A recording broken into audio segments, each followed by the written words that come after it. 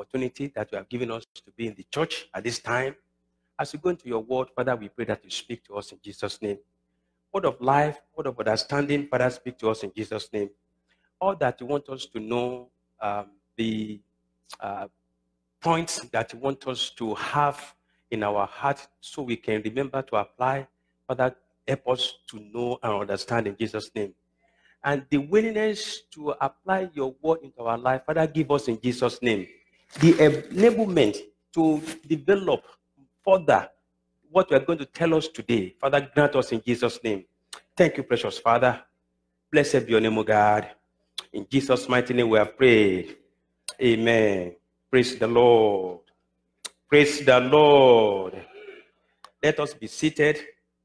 And we're going to conclude the series we have started a few weeks ago. And this is on the joy of the Lord. The joy of the Lord. So this is going to be part 8. And it's going to be the concluding part. The joy of the Lord. So we thank God for bringing us to the conclusion of this series. So the reason for this series is your mission.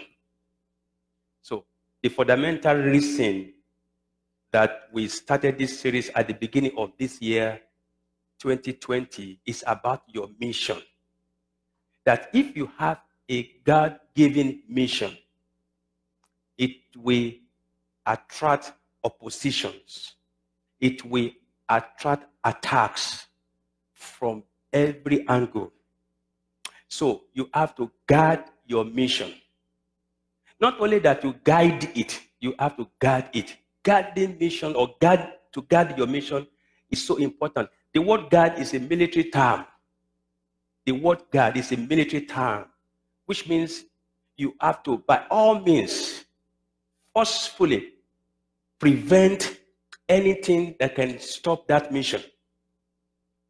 If you see Proverbs chapter 24, verse 3, Proverbs 24, verse 3 says, through wisdom a house is built, and by understanding it is established. And then if you apply the wisdom to guard that mission, then the house will be built. If you have the understanding that you need to guide it, then the mission will be established. The Lord will help us in Jesus' name.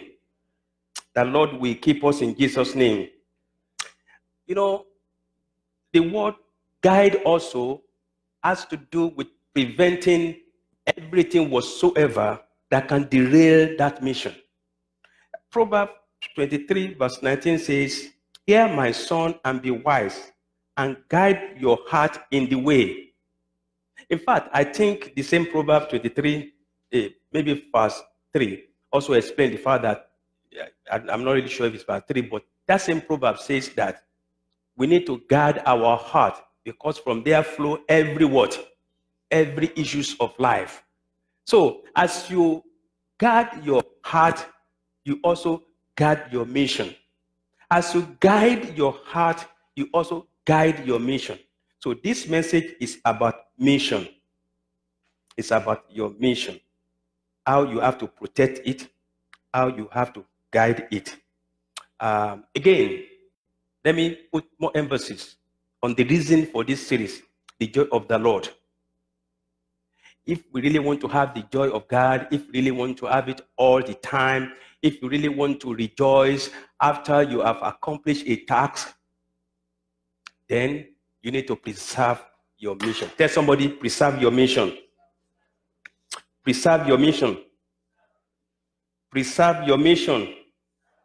So, this message is, whatever you are hearing from the joy of the Lord, this series will not be anything if you don't apply this into your life.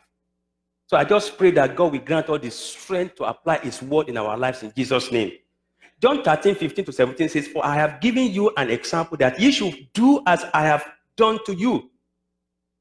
So we took example from this series, examples of Jesus Christ, how Jesus Christ protected and guarded his mission. And we will not allow either the Pharisees, Sadducees, or anyone whatsoever to derail him. And now he's saying that he has given us this good example that we should follow what the way he handled the toxic people, the way he handled the toxic situation, the way he handled people that want to derail his mission, the way he handled people that want to distract his mission. If people find it difficult to derail your mission, no, the next thing they're going to do is to distract your attention. And Jesus will not allow any of these things. And he said, verse 16 of that John chapter 13, verily, verily, I say unto you, the servant is not greater than his Lord, neither he that is sent greater than he that sent him. If ye know these things, happy are ye if you do them. If you know all these things we are saying about protecting your mission, guide your mission, guiding your mission, if you know all these things, you will be happy, you have joy, you will rejoice if you can do them. John 15:11. This have I spoken to you that my joy may remain in you and that your joy may be full. May your joy be full in Jesus' name. So Jesus demonstrated himself. He made himself as an example how to handle any situations that may derail our destiny, how to handle any situation that may derail our mission in this place. So whatever the mission, I don't know if you have a kind of mission in this 2020, whatever kind of mission, it could be as small as a project, an house project. It could be as small as that. It could be as small as your education. It could be as small as you planning to have a home. As small as whatever. It could be a ministry. Whatever is the mission. Whatever is going to change it, or whatever is going to cause you to get distracted from that destiny, you must, with all means, prevent such opposition. That is what Jesus Christ example he gave us. So, then in this message, there's something I mentioned that I want to also say in conclusion. Then I'm going to take some other examples. So, pray. I told us about one thing in this message that has to do with our body, our health, personal health. Do you know, in this life, in this world that we find ourselves, you cannot do anything without your body. Do we believe that? That's why people come out saying that health is wealth. If I'm talking about your mission, protect your mission, this and that, if you don't have good health, it's going to be very hard to do anything. Health is so important. Because we're in a funny world. Don't forget what I explained to you about creation, then fall, and then redemption. Fall affects everything in this life. Everything. That is why Christians will not only pray, but they also have to do what? Work. You are not only going to focus on the spiritual aspect, you also focus on the physical aspect. And then before I explain that further, if you see 3 John chapter, the only chapter, 3 John verse 1 to 3. To the beloved, or let me say, to the beloved Gaius, whom I love in truth. Apostle John writing to Gaius now. Beloved, I pray that you may prosper in all things and be in health, just as your soul prospers. Just as your soul prospers. I will stop on that. If you are going to accomplish any mission, listen, if you cannot remember anything in this message, please remember this one. Right now, the medical people have not found solution to transplant body. Even if somebody has a very good health and everything and he dies, they cannot give his body to someone else to continue to use it. They can take part of the organs, but so far, they cannot transplant body. Listen, your body is the only thing you have in this place to interact with this medium. If you are going to prosper, you want to achieve anything, you must take care of your body. Tell somebody, take care of your body. Nobody transplant yet. They cannot transplant body. Do you know some people some people are so reckless. They think that this body, they can change it anytime, get another one. They put anything in the body. Alcohol goes. Cigarette goes. Sexual intimacy, no boundary. They are hospital. They are hospital. Any patient comes, any patient goes out. They don't care. Any junk food goes. I tell you the truth, this one, prevention is better than cure. If you are going to achieve anything, you want to succeed in any destiny in this world, in any mission you have, in any project, let's take it, for example, you have a project to build a house. Let's take that as an example. You have a project to do what? To build a house. And that will not be your portion in Jesus' name, to start a project and not complete it. Now, somebody start a project to build a house. And he has built it and continued, but he has not finished it. But at a point in time, bam, he was eaten with a sickness, serious sickness. What is going to happen? Every attention will be focused on finding solution to secure himself from that sickness. It's not this and this, not this. I'll give you an example. There's somebody in my office, a young person in my office. You know, I planning, or he started very early, and we're talking about retirement. When I'm thinking of retiring in 60-something, he was thinking of retiring 50-something, because it started very early. If you work with my organization, by the time you reach 33.5 years in the service, anything you do after that, you are just doing it. You max. That's what they thought. That's what they say. You do what? You max out. So this man is going to max out maybe at age 50-something. Yeah, 53 or 50-something. And putting it 33.5 years in service, he can retire. And what are they going to give to him? He will get 80% of his salary. 80%. Let's assume he retired on like 130,000 or 150,000. He's going to retire. Let's say he retire when the best salary for 4 years. The best salary for 4 years, they will get the average. The man may be going home with 6 figures every year for the rest of his life. Don't you think he's going to be very happy? So we are just, and then he so loved them, and then something just happened. Then he had to go to the hospital. Lo and behold, was diagnosed with cancer. Young person. It's about 42, 40 something. Young person. Let me tell you, every attention of this young man was on this what? To get healing on that cancer. Going to the hospital, going to this, going to that, going to this, going. His focus is on what? So, health is so important. Oh, some people don't know what I'm saying now until they get that problem. They get that challenge on health. Back home in the Yoruba people, they have one saying. They said, "Alafia lugoro." Is that what they are saying in Yoruba language? Let me try to see if I can put it in English. Somebody's going to laugh. One of the others may be laughing at. No, don't laugh. Let me try to see if I can do it in English. No. Health is wealth. But let's say it like Yoruba English. The medicine, the medicine for wealth is what? Is health. So the only medicine you can give when wealth is sick is what? Health. And if there is no health, every other thing will be what? Stand still. Any destiny without health. So God is not going to do these things for you. We could be praying and that, but you have to take some steps. Don't be reckless when it has to do with your health. Do you understand now? If you need to go for checkup as a man, go and do what? This young man, the doctor told him that thank God we got it on time. So we're going to remove one of your kidneys. But God is so good. You can survive with one kidney. In fact, you are only using one.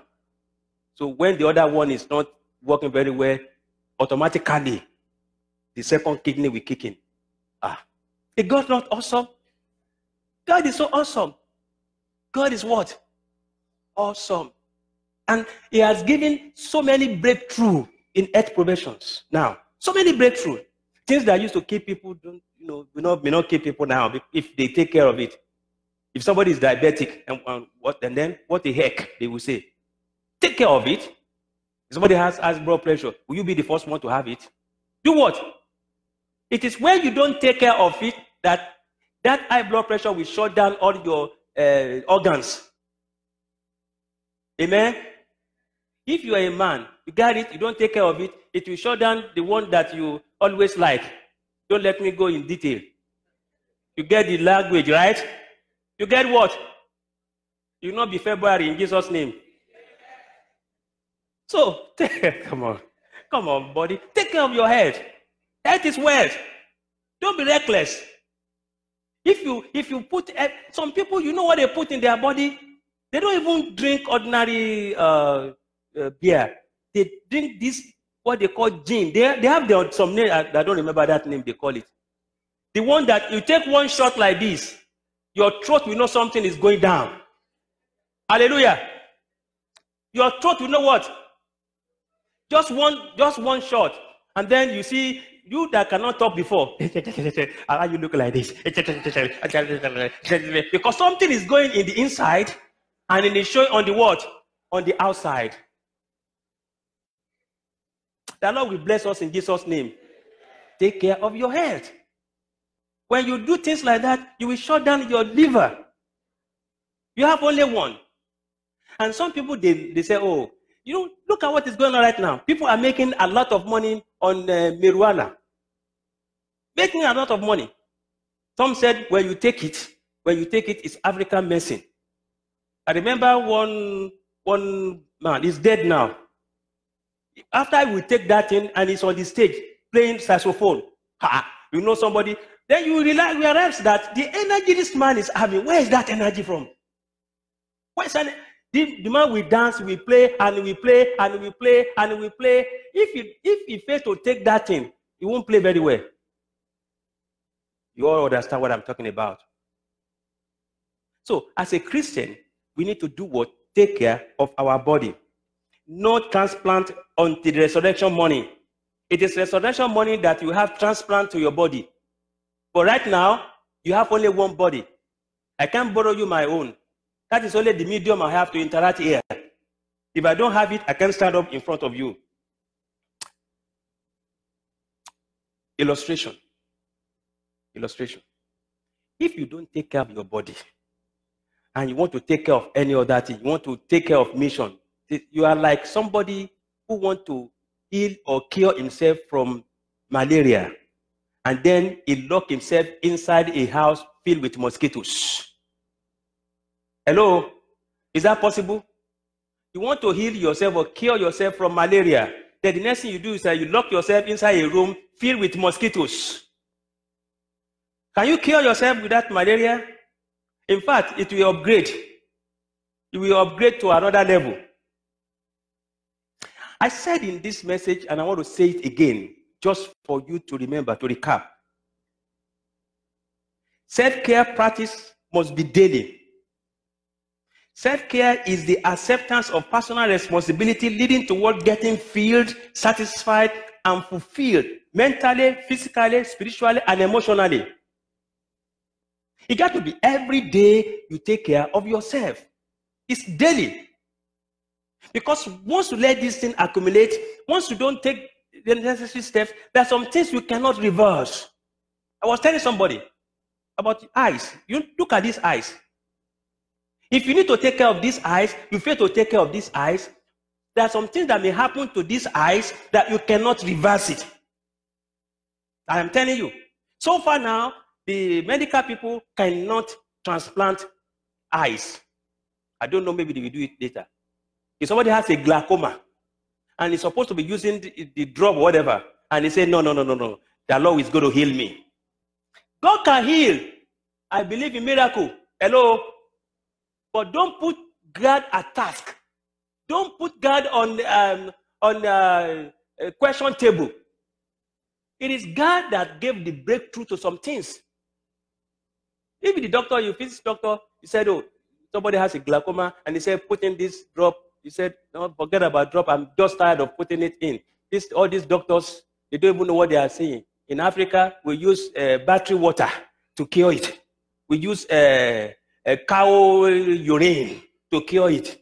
And then you say, go traditional. You begin to use cow urine to clean your eyes. You begin to use battery water to put the acid there. Say that's what they do in those days. In those days we are talking about, they were doing it in ignorance.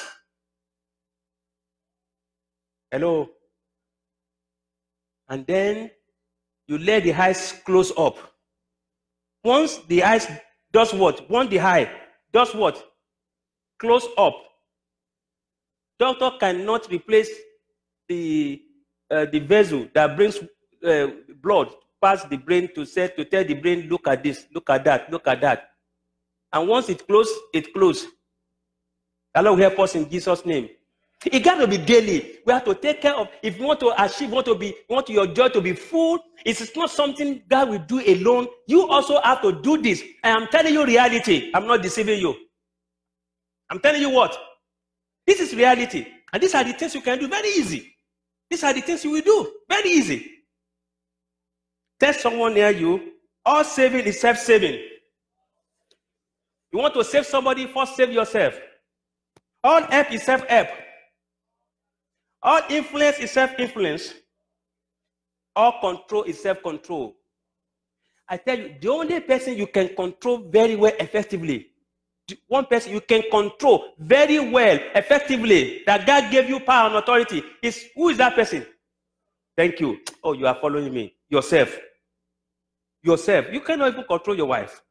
You can't control your husband. You can't control your children. You can't control your friends. Yourself. So control yourself when it has to do with your health issues. This is very, very important. And we cannot take this for granted because we have only one life to live. The Lord will bless us in Jesus' name. The Lord will help us in Jesus' name. So I want to conclude with the teachings on Nehemiah on this message. But I think you remember what I told you about the issue of health now. Do we all remember that? Don't forget to take care of your health. This is a very good asset God has given you. If you need to, I will say this here, and I know you may not want to hear me. As you are praying on any issue, and the doctor says you should take medication, please do what? Take it. Hello? I was told of a pastor who will tell the congregation, don't take any medication, don't do anything, and then in the corner, he will be taking it. So it can look good. Listen to me very carefully. I want to say this before we go to Nehemiah as an example, and we're going to pray. We are in a fallen world. Creation, fallen, redemption. The whole world is polluted. And this falling affects every aspect of us. Everything God created was good until fall. So this fall also affects our body. We age. Do you understand me now? We do what? We age. That is why it's good to take care of the body. When you need to do exercise, do it. Maybe it's just little one, do it. Don't ignore all these things. Please, don't ignore all these things. You are the only one who can control yourself. I can't force you to do it. But we can encourage each other. If you want me to call you when I'm going, I can call you. We can go together. So we can go and do what? We can go and do exercise. I want to see you long, and in good health and sound mind. Tell somebody, I want to see you long, in good health and sound mind. If that is going to happen, you must take care of this body that I want to see. I don't want to see your spirit. Hallelujah. I don't want to do what? I want to see your body. And it's only one body you got. It's only one body you got. Don't wreck this body. Tell somebody, don't wreck your body. If you want to have the joy of the Lord, you want to dance, you want to jump up and do everything, then don't wreck that body. So, let's conclude with Nehemiah. So when you have a mission, we have tackled the issue of your body when, Nehemiah was in good health. That was why he was able to go to that king and took permission to go back to Jerusalem to build the wall. If he's not in good health, can he do that? It's a physical work. Go back to Jerusalem and build the wall. And how many days did he use to build the wall? 52 days. You forgot, we're on this. Chapter 6 of Nehemiah. It's a good chapter. I told you, go and read that chapter again. It will help you to see how you can protect, how you can guard, how you can guide your mission. Nehemiah did it.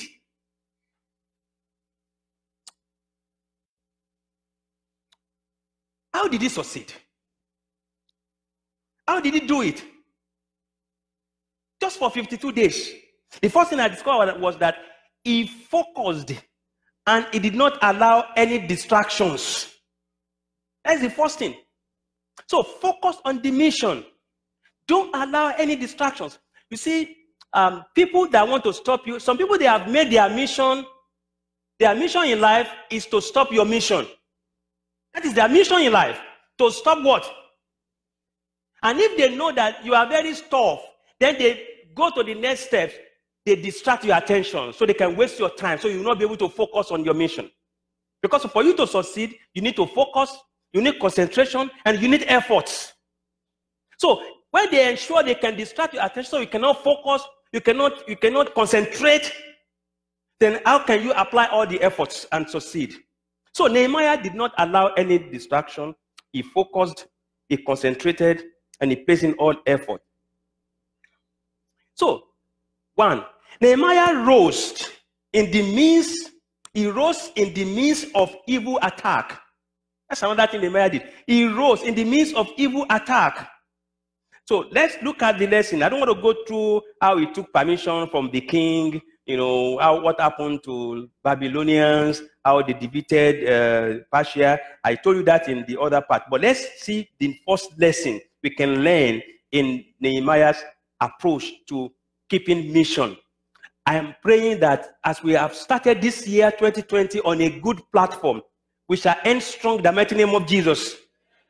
As we have started this new decade in a very strong mission, in a very strong way, and we are attacking everything, and we want to keep our joy, and we want our joy to be full, we shall end this decade strong in the mighty name of Jesus. If Jesus tarry, we shall end it strong in the mighty name of Jesus. One thing that Nehemiah did, the first thing, is unnecessary time-wasting meeting he did not allow. Put that down. Unnecessary time-wasting meeting. It is very common to people. When they know you have a mission, they want to achieve a mission, they want to call for unnecessary meetings. They do it in the church, they do it in the family, they do it in the office, they do it among societies. Unnecessary meetings. Once we discover that a meeting is unnecessary, find an excuse not to go there. Amen? Because it's going to be a lot of waste of time. So Nehemiah chapter 6. Nehemiah chapter 6. Look at verse 2. That Sanballat and Geshem sent to me, saying, come, let us meet together among the villages in the plain of Ono. But they thought to do me harm. Unnecessary meeting. So he did not accept that meeting. Mission-minded people that has a destiny to fulfill, will not tolerate unnecessary time-wasting meetings. You want to fulfill a mission, do not tolerate unnecessary time-wasting meeting. I have done it in the past. We meet together. They'll be talking. Meeting from the last meeting. They will say, they will read the meeting of the day. Then let us issue from the last meeting. We say that can take us 1 hour. Then matter arising, that can take another 1 hour. And then any observation from people, that can take another 30 minutes. Before you know, you look at your time, 4 hours. What did you achieve? Nothing. Then the next meeting, you meet meeting. Meeting from the last meeting, they read everything. Matter arising, the same protocol. I learned something in management when I was in the school and the graduate college. If there is no problem, don't call meeting. But look at Sanballat. Look at these people here. They want to waste the time of Nehemiah. They begin to call for meeting. Then the next thing Nehemiah did was this. Nehemiah discovered that there's no conviction in these people on the mission he has to build the wall. No conviction. They didn't believe in that thing. So Nehemiah knew that if he accepts or tolerate this kind of meeting, what is he going to achieve? Because there's no conviction. So tell somebody, no conviction, no counsel. Okay, let me put it this way. If there's no conviction that somebody really knew that there's a problem, so no meeting. If there's no conviction that somebody knew that he is at fault or something is not going right, don't go and cancel. So no conviction, no what? No cancel. Now, I have done it in the past. Some people that are not convinced that they need to resolve problem, they call you for meeting. You have meeting, you cancel them, you go to the Bible, explain to them, look at my life, look at what I'm doing with my wife, can you take this? They go back, they will not do it. Then they come back again. Meeting, we talk, we cancel, then they go back, they will not do what? They will not do what you ask them to do. And some people eventually, they will do what they have convinced, what they convinced in their heart that is the right thing. Some will just walk away from each other. I tell you this thing, if you have a mission, you have a project you want to achieve, if somebody is trying to waste your time, like what Nehemiah did here, once you observe that there's no conviction, don't do what? Don't cancel, because if you cancel, you are wasting time. And then another thing, no conviction, no what? No meeting. Now I will be applying that system of Nehemiah. I will do what? If you are not convinced that there's a problem, don't come in for a meeting. If you are not convinced that you want to reconcile, don't come in to come and talk, because you will waste my time. So you are the only one who can control these things. So the only person you can control is yourself. So control yourself. Make sure that you know what you are doing. So Nehemiah will not allow any meeting or any counsel of any way, because he knew that these people, they have no conviction. Very good principle. Do you believe in that principle? Nehemiah, thank you, ma'am. I'm listening. Women, my mothers are saying yes than my fathers. My fathers, do you believe in this? Let me tell you something. Do you know that Nehemiah can go to that meeting, right? And begin to try to convince them of the project. Say, oh, you look. This project is very, very important. I want to protect Jerusalem. The wall is broken. I don't want enemy to do the same thing enemy did when we are taken into exile. No, this opportunity, this king is allowing us to go back home and rebuild. Let us be, and we explain to them. Do you think those people will realize what the vision that he had? No matter what you say to some people who have determined and decided not to reconcile, they will not reconcile. Praise the Lord. No matter what you say to some people who refuse to buy your vision, they will not buy your vision. No matter how you explain to them, you are the one who has that vision. Then you should do what? Carry that vision through. Run with that vision.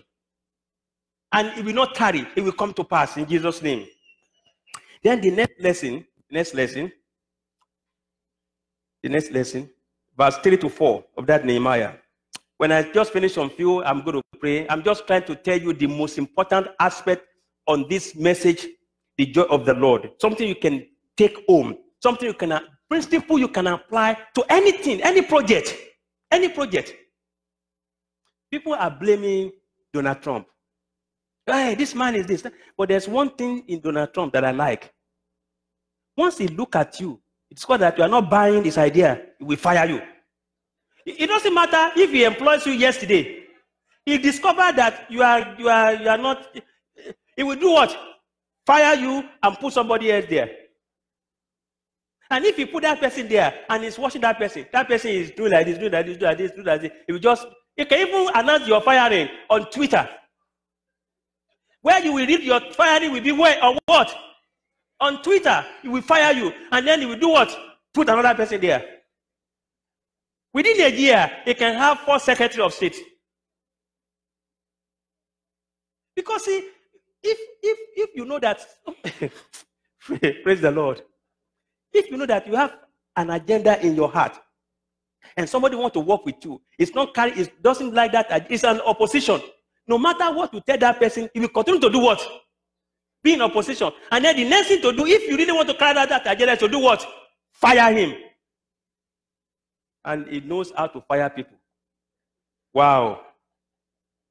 He knows how to fire people. Nehemiah 6 from verse 3 to 4. So I sent messengers to them, saying, I am doing a great work, so that I cannot come down. Why should the work cease while I leave it and go down to you? I have a mission. You keep calling me for a meeting. I don't want to. Come on. I want to finish my vision. Then verse 4. But they sent me this message 4 times, and I answered them in the same manner, because he was convicted that this is a mission that he must achieve. So no matter how they put pressure, he will not come down on their agenda, because he wants to fulfill his purpose. Look, it got to take you determination. If you believe in a mission, carry that mission through. No matter how they put pressure on you, don't buckle under their pressure. Amen? But you have to be convinced yourself that this is a mission I want to accomplish. And backward never, forward ever. Regardless of what they will do, regardless of their attack, I will focus on this goal and I will achieve this goal, and that will bring a great joy for you. That will be your approach in the mighty name of Jesus. Some people have made their mission to stop you. So regardless of how you are so nice to them, they will carry out that mission. And if they know they cannot stop you, they will do what? They will waste your time. Nehemiah wouldn't have finished 52 days to build a whole wall of a city. 52 days. Because he had no time. If you should waste time and send to the king for extension, the king may not extend the time. He took permission to go and do it. 52 days. So he didn't waste time, because if he continued to delay, the king may change. Another king may be there who will not know Moses. You know what happened to the Israelites in Egypt? Another Pharaoh reigned who did not know Moses. Who did not know Joseph. And the whole thing was so scattered. And of course, because this king didn't know the history, how Joseph helped them during the time of 7 years of scarcity, 7 years of plenty. Who cares? He didn't want to bother himself. And then he began to deal with the Israelites, the Jews, and they became slaves. People that were formerly celebrated. They became what? Slaves. And it took God to deliver them after 430 years. Opportunity comes but once. You have opportunity to do something, please do it. Don't let anybody stop you. That is the meaning for this message. Maybe God is talking to somebody here. I don't know. You don't have all the time. As a matter of fact, a second to this time is not yours. God owns future. God owns tomorrow. For this time, this one you have just in front of you. Make better use of this time you have in front of you. This good earth you have in front of you. Make better use of this good earth you have in front of you. This opportunity to do things in good earth. Make better use of these opportunities. Opportunities don't come all the time. But once they come, they will not give you another chance. So Nehemiah took that opportunity. He took that chance. He did not allow them to derail his attention. Then the next lesson I learned in Nehemiah is this. These people now, when they try all these things, calling for meeting, try to harass him, this and that, then they begin to do what? Threaten him. Enemy may want to threaten you. Enemy want to threaten you. Enemy want to, abuse you. Enemy want to, harass you. But understand that if you're a Christian, am I talking to Christians here? I'm talking to Christians, people that have given their life to Jesus Christ. People that are special. People that are no longer living in sin. People that sin is now a thing of past for them. People that are living their life to the glory of God. People that have accepted Christ as personal Lord and Savior. I'm talking to these people. These are the people that God has ordained to bring light into this world. They are special people, and no enemy can stop them. Since God has put his spirit in them, if they can stop them, then they will be able to stop the Spirit of God. But because they cannot stop the Spirit of God, they cannot stop God in them, they cannot stop the word Jesus has performed on the cross of Calvary being manifested in their life, they cannot stop this set of people. I'm one of them. I am a Christian. I am born again. What about you? Hello? Come on. Say it if you are born again. Are you afraid? Oh, if you are born again, you are special. So no matter what enemy are saying, we're going to kill with you, we're going to deal with you. They can't deal with you. God can only allow them. Some of us, we have allowed people to steal our joy, to demolish our peace because of fear that if I say this now, they will go and do something against me.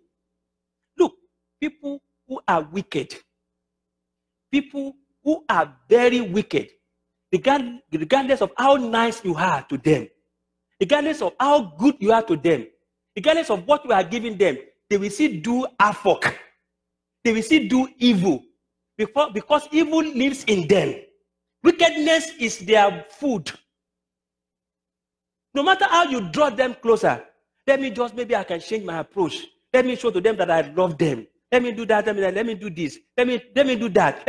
Regardless of what you have done to embrace them, if they still want to be wicked, they will be what? Wicked.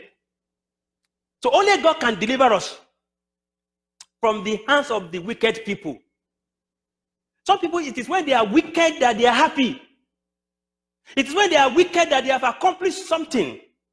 Some people, they just enjoy seeing people weeping, seeing people sorrowful, seeing people, in a very desperate and unending sorrow. Some people, they just enjoy seeing it. So how can you stop this kind of people?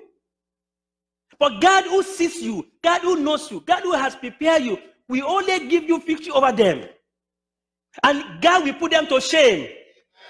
Do not be afraid. Do not fear what a man can do to you. In fact, the Bible explains to us that we can only fear the one who can kill the body, who can also kill the soul and the spirit in hell. You should not fear someone who can only brag to kill the body, and that is it. He can't do anything further than that. We should not fear people like that. So, Nehemiah, look at verse 5 to 7. Then Sanballat sent a servant to me as before, the 5th time, with an open letter in his hand.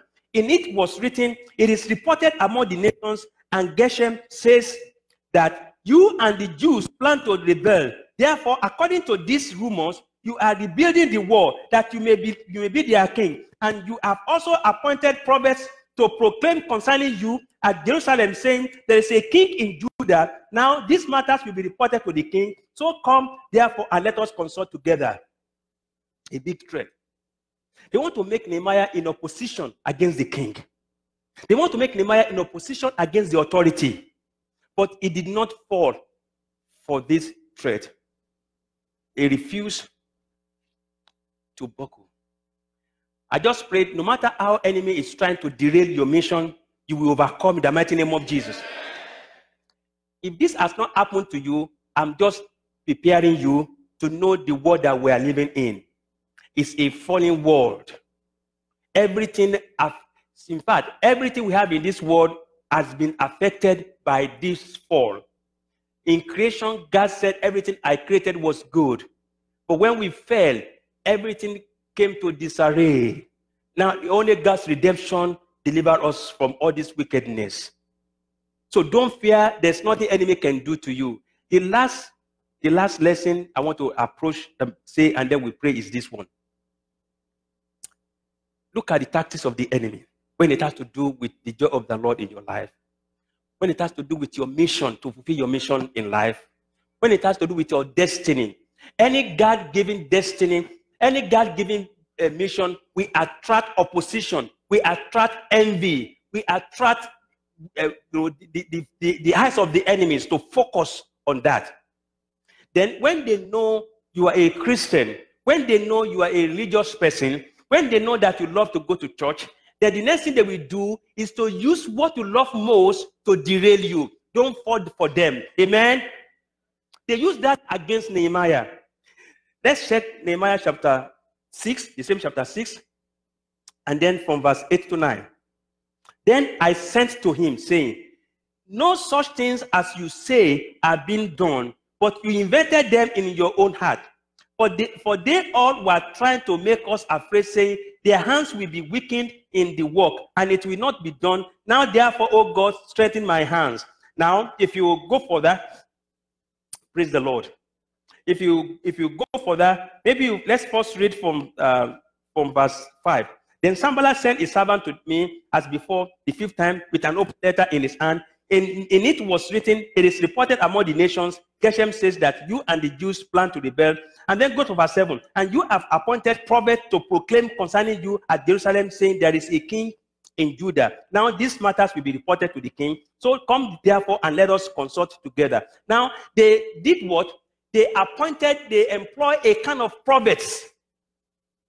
They appointed prophets so that the prophet can, because they know Nehemiah can fall for anything religious, so that the prophet can use the language Nehemiah may like most, and then try to derail Nehemiah. Verse 10, let's go to verse 10. Afterward, I came to the house of Shemaiah, the son of Deliah, the son of Meta, who was a secret informer, and he said, let us meet together in the house of God, within the temple, and let us close the doors of the temple, for they are coming to kill you. Indeed, at night they will come to kill you. So after they invented the prophets to kind of trying to cajole Nehemiah, they now also try to invent some spiritual, so-called spiritual people, the people who can call spiritualists, or these fake pastors, fake foreigners, and say, let us come to the house of the Lord to do what? To pray on your matter. When enemy try to use that against you because they know you are a Christian, you love God, and they want to take you to their church and say, let us go to meet one Baba so, or let us go and meet so prophet so, let us go and meet so pastor. Remember, they can connive with anybody to deal with you. Do you get it now? They can do what? Don't be surprised. Don't be surprised. They can connive with people to poison your food.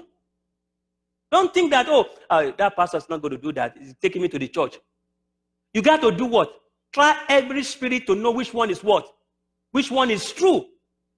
If you have a God-given mission, you have a God-given vision, you have a God-given agenda, the enemy will find all the way to stop you. Verse 11, and I said, should such a man as I flee? And who is there such as I, who will go into the temple to save his life? I will not go in. They didn't use that. They didn't use that to get him. He said, I will not go into the temple. I'm not going because I don't trust these people. Once you don't trust somebody, once your body is telling you something, don't because they mention church, let us go with us to our church.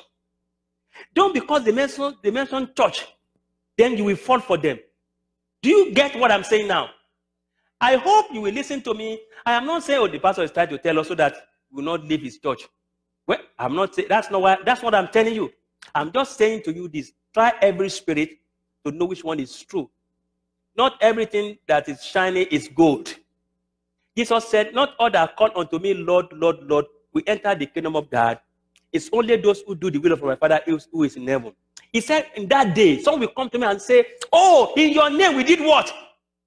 So miracles, so wonders. Because people are doing miracles does not mean God called them. Even herbalists do miracles. Do you understand me now? God can give even unbelievers dreams. They dream what? Unbelievers, ungodly king. God can give evil king dreams. In the dream, He give them, vision of what's going to come in the future. You remember Nebuchadnezzar? I don't want to go too deep into all these stories because of time. So don't let somebody say, oh, let us go to the church. Some of us, I am telling you what some people do. With all the prayer, they can pray themselves. Somebody's going to tell them, let me take you to one, somebody there is going to pray for you. And then you're going to follow. You're going to follow. Who told you that you can pray? Who told you that you cannot call on the name of the Lord?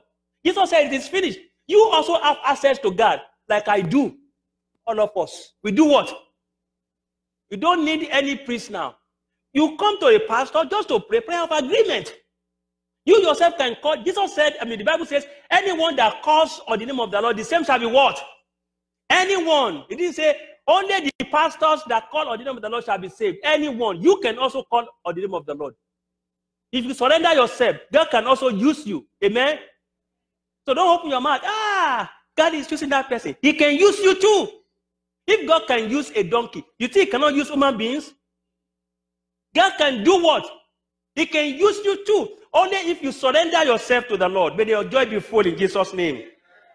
So Nehemiah said, I am not going to follow them. I will not go in. Verse 12. Then I perceived that God had not sent him at all. Will you be able to perceive if somebody is giving you a vision that God did not tell that to give you? Will you be able to perceive? It will take you focusing on your mission. It will take you determined with a great determination. It will take you great concentration to be able to know when they bring a sweet dream or a sweet vision, a sweet prophecy, that you will not fall for it. It will take you. May you not compromise in the day of God's intervention in your life in Jesus' name.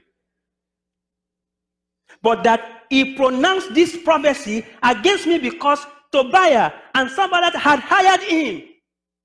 People, there's nothing new under heaven. People can hire prophets. Hello? Let me tell you something. One day, I will tell you this one. For this little time I have been doing the pastoral work, I've seen many things. So I have seen what? Many things. One time, one woman was with a man. He had a baby for this man, and this woman wanted this man to marry him. But this man is not trying to marry. But this woman wants this man to marry her. Sorry, not him. Sorry for that. Now everything is confusing. He, she, him. God help us. So this woman wants this man to marry her. But this man just don't want to. So then the lady came to me and said, Pastor, see, help me tell my husband that he should not be eating elsewhere. He should only be eating my food. I know what she's doing. She wants me to say it like, thus said the Lord. People don't know which one is pastor, which one is not pastor. I am not that kind of pastor. But I don't want to go too straight to her. I said, what is going on? He said, you see, when I cook food, I give to him. He's not going to eat my food. He will bring it back. He will not eat my food. I want him to be eating my food. What you think is eating another woman's food or something? Simply, I just want him to be eating my food. He likes to hear from you. Just tell him that you should only eat the food that she's preparing for you. Don't eat any other food. I look at her like, I'm not going to do that. That is serious because God is seeing everything. People can hire a pastor to say something so that it will look like prophecy. Nothing is new under heaven. This is what they did. Nehemiah got them. Am I reading it together? Or you have your Bible with you? You have your phone? Bible is there. Let's read together. Nehemiah chapter 6. Look at that verse 12. Then I perceived that God had not sent him at all, but that he pronounced this prophecy against me because Tobiah and Sanballat hired what? Hired him to prophesy. For this reason, he was hired, that I should be afraid and act that way and sin, so that they might have cause for an evil report, that they might reproach me. My God, remember Tobiah and Sanballat according to this their works, and the prophetess Nodah and the rest of the prophets who would have made me afraid. We're talking of prophets here and prophetess. So you think that anything is new under heaven? Some people, they are prophets, they are prophetess, they are pastors because of this stomach, what they will eat. Don't fall for it. If you have a mission, you have a vision, you have something to accomplish, you have a destiny that is great, please guide that destiny. And do it like, make it precious, focused, concentrate. Don't let anybody distract your attention. Go for it. And you will accomplish it in Jesus' name. If you determine to accomplish it, you will accomplish it in Jesus' name. No matter all their tactics, no matter how much they have done, no matter how much they try to distract your attention, derail your mission, the Lord will fight for you if He knows that you you are focusing and you are serious about the life he has given you, the Lord will fight for you, you will hold your peace, and the Lord will make them to be put to shame, while your joy shall be full in Jesus' mighty name. Father, we thank you because you are wonderful. Thank you for this wonderful series that we have just ended. We pray that you help us, oh Father.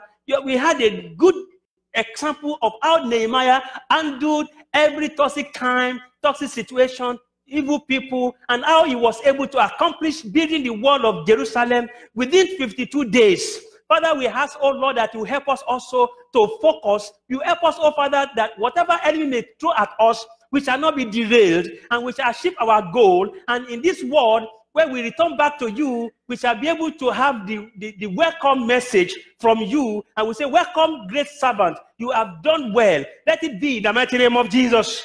Thank you, precious Holy Spirit. Blessed be your name, O God. In Jesus' mighty name we have prayed. Amen. Praise the Lord.